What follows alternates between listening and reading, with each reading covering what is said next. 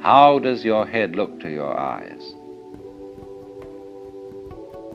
Well, I tell you, it looks like what you see out in front of you, because all that you see out in front of you is how you feel inside your head.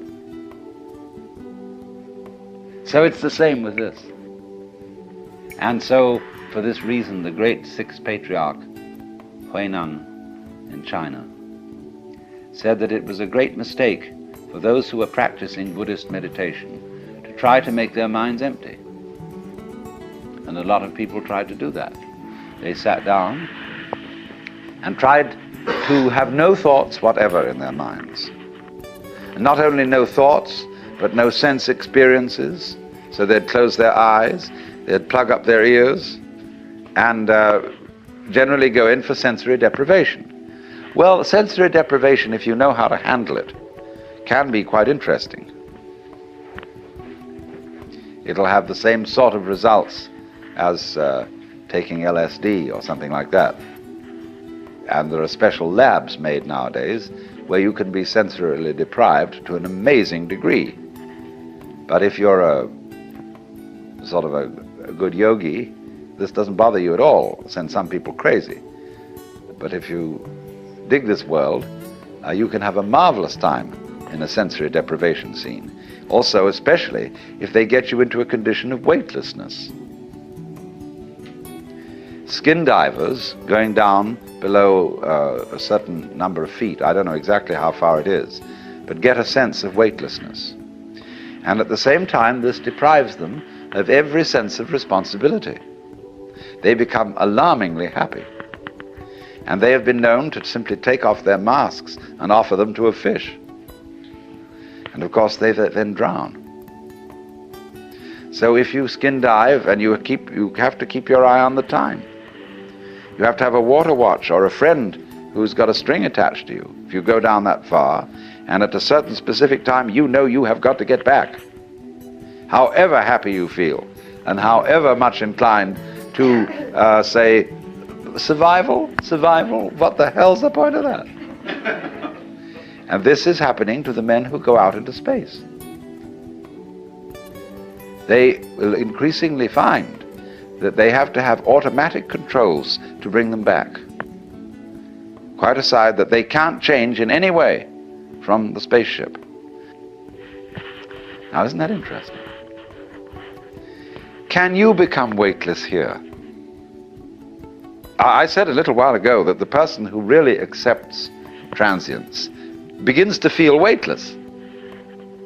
When Suzuki was asked, what is it like to have experienced Satori, enlightenment, he said it's just like ordinary everyday experience, but about 2 inches off the ground. Zhuangzi, the Taoist, said, it is easy enough to stand still. The difficulty is to walk without touching the ground.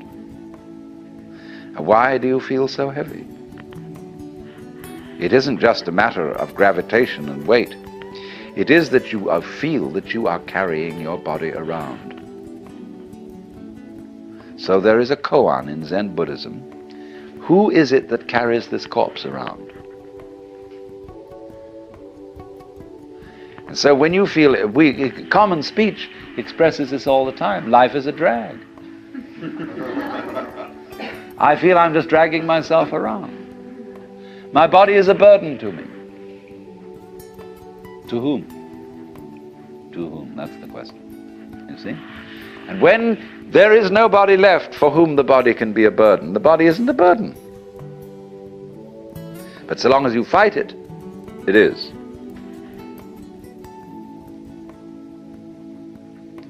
So then, when there is nobody left to resist the thing that we call change, which is simply another word for life,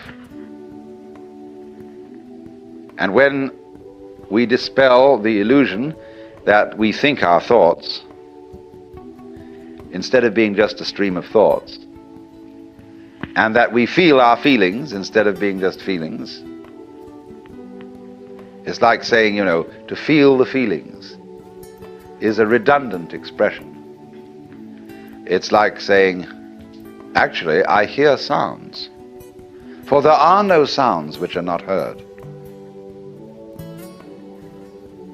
Hearing is sound. Seeing is sight.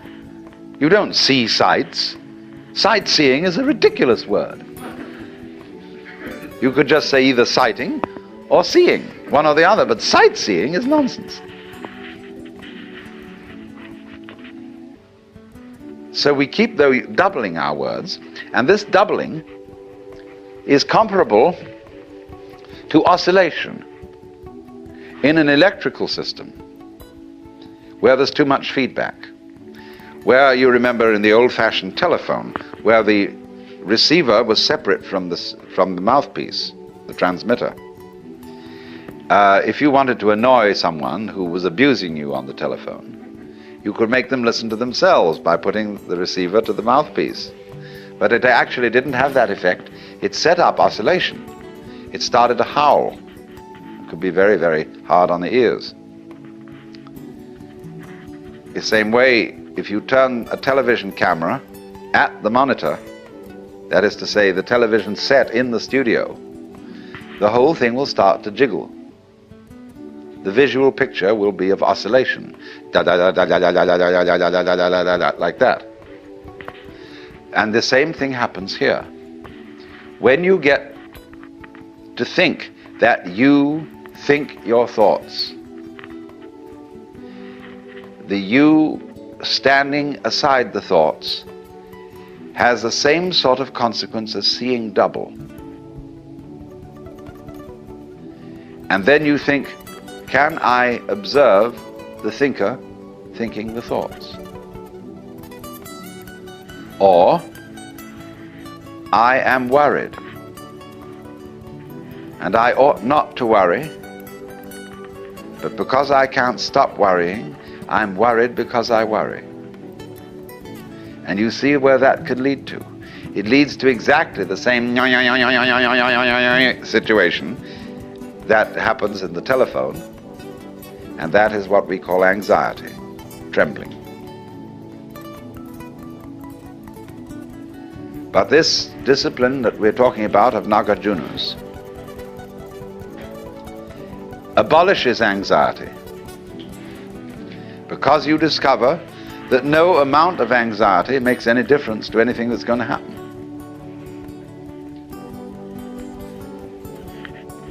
In other words, from the first standpoint, the worst is going to happen. You're all going to die.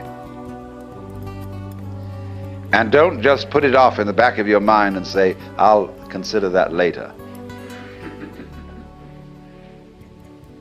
It's the most important thing to consider now, because it's going to enable you to let go.